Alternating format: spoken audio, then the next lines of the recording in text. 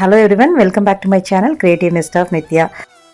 ஒரு வருஷமாகவே நான் இப்போ வந்து நான்ஸ்டிக்லேருந்து இந்த இரும்பு தவாக்கு சேஞ்ச் பண்ணிட்டேன். அயன் தவா தான் இப்போ யூஸ் பண்ணுறேன். தோசைக்கு சப்பாத்தி போடுவேன், பட் சப்பாத்திக்கு நான்ஸ்டிக் தான் வச்சுருக்கேன் இன்னுமே. ஏன்னா நாங்கள் பெருசாக சப்பாத்தி வீக்லி 1 or 2 days தான் சாப்பிடுவோம். இது தோசைன்னும் போது மேக்ஸிமம் தோசை யூஸ் பண்ணுறோம். அதனால் நான் எல்லாமே சொன்னாங்க நான்ஸ்டிக் வேண்டான்னு சொல்கிறாங்க. அதுவும் இல்லாமல் இப்போ நிறைய பேர் இந்த மாதிரி அயனுக்கு தான் சேஞ்ச் ஆகிட்டு வராங்க. ஸோ நானும் ஒரு அயன் தோசை தவா வாங்கி வச்சுக்கிட்டேன். இது எப்படி ஃபஸ்ட்டே கொஞ்ச நாள் முன்னாடியே வச்சுருந்தேன், கொஞ்சம் வருஷத்துக்கு முன்னாடியே. பட் எனக்கு எப்படி யூஸ் பண்ணணும்னு தெரியாதனால நான் அதை யூஸ் பண்ணல. கடைசியில் அதை வேஸ்ட்டாக பேப்பர் கார்னுக்கு போட்டாச்சு அதை. பட் எனக்கு அப்போ விஷயம் தெரியல, மெயின்டெனன்ஸும் தெரியல. அதுக்கப்புறம் எங்கள் மாமியார் நாத்தனாரெல்லாம் அவங்க வீட்டிலலாம் மோஸ்ட்டாக இந்த இரும்புக்கல் தான் தோசைக்கு சப்பாத்திக்கு எல்லாமே வச்சுருக்காங்க. ஸோ அவங்க கொஞ்சம் இன்ஸ்ட்ரக்ஷன் சொன்ன மாதிரி ஃபாலோ பண்ணி இப்போ எனக்கு ஈஸியாக இருக்குது. இது எப்படி நான் மெயின்டைன் பண்ணுறேன்னா, ஆக்சுவலாக இது கல் பெருசாக இருக்கிறதுனால எனக்கு ஃப்ளேம் பத்துறது இல்லை. முதல் வாங்கின புதுசில் நல்லா ஃபுல்லாக ரோஸ்ட் மாதிரி கல் ஃபுல்லாக ஊற்றிட்டு இருந்தேன். பட் என்ன ஆகும்னா, அந்த கார்னரில் இருக்கிற தோசையெல்லாம் கொஞ்சம் வேகாமே மாவாகவே இருந்தது. ஸோ அதுக்கப்புறம் நாங்கள் கொஞ்சம் நடுவில் அந்த ஒரு இது ரவுண்ட் சர்க்கிளில் மட்டும் ஊற்ற ஆரம்பிச்சிட்டோம். அதனால் என்ன ஆகும்னா, நம்ம ஊற்றுற ஆயில் ஆகட்டும், கீ எல்லாமே நின்று சைடில் ஃபுல்லாக இப்படி தான் வந்து நிற்கும்.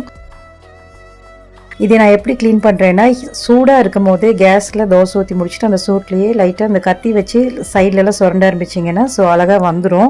இது ரொம்ப ஸ்ட்ரெயின் பண்ணி அழுத்தியெல்லாம் பண்ணோன்ட்டு இல்லை. கத்தி வச்சு லைட்டாக மிளகு இருக்கிறத அப்படி தேய்ச்சாலே போதும். அழகாக ஃபுல்லாக லேயராக அத்தனை ஸ்டே இருந்த ஆயில் ஃபுல்லாக அப்படி அழகாக வந்துடும். இது ஏன் கேஸ் மேலேயே வச்சு பண்ணிட்டேன்னா, ஆக்சுவலாக அந்த ஹீட்லேயே பண்ணும்போது ரொம்ப ஈஸியாக இருக்கும். டக்குன்னு அதை எடுக்கிறதுக்கு ஈஸியாக இருக்கும். திருப்பி எடுத்து வச்சு அந்த ஹீட் போயிடுச்சுன்னா அவ்வளோ சீக்கிரம் எடுக்க முடியாது. அப்புறம் கஷ்டப்பட்டு சுரண்டிட்டு இருக்கணும். பட் தவா ஆஃப் பண்ணதுக்கப்புறம் தான் தோசை சுட்டுட்டு ஆஃப் பண்ணிவிட்டு அந்த சூட்லேயே சுரண்டி எடுத்தாச்சு. அப்புறம் நல்லா ரன்னிங் வாட்டரில் வாஷ் பண்ணிவிட்டு லைட்டாக சோப் வாட்டர் வச்சு வாஷ் பண்ணிவிட்டு கொஞ்சம் ட்ரை பண்ணதுக்கப்புறம் திருப்பி நைட்டு நான் தோசை எப்படி ஊற்றுறேன்னா, கொஞ்சம் கோகனட் ஆயில் வச்சு டிஷ்யூ பேப்பர் வச்சு ஃபுல்லாக கிளியர் பண்ணி எடுத்துட்டேன். அதுக்கப்புறம் தோசை ஊற்றுங்க, ரொம்ப நல்லா வரும். நான் வந்து வேறு எந்த ஆயில் யூஸ் பண்ணணுன்னு எனக்கு தெரியல. நான் வந்து கோகனட் ஆயில் தான் யூஸ் பண்ணுறேன். கம்ப்ளீட்டாக கோகனட் ஆயில் வச்சு ஃபுல்லாத்தையும் க்ளீன் பண்ணி எடுத்துகிட்டு பாருங்கள், டிஷ்யூவில் எந்த அளவுக்கும் வரல, எந்த ஆயிலும் இல்லை, க்ளீனாக வந்துடுச்சு எல்லாமே.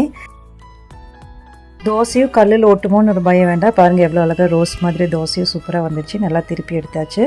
இனி ஒரு 2-3 months வரைக்கும் இது இப்படி க்ளீனாகவே மெயின்டைன் பண்ணிக்க முடியும்.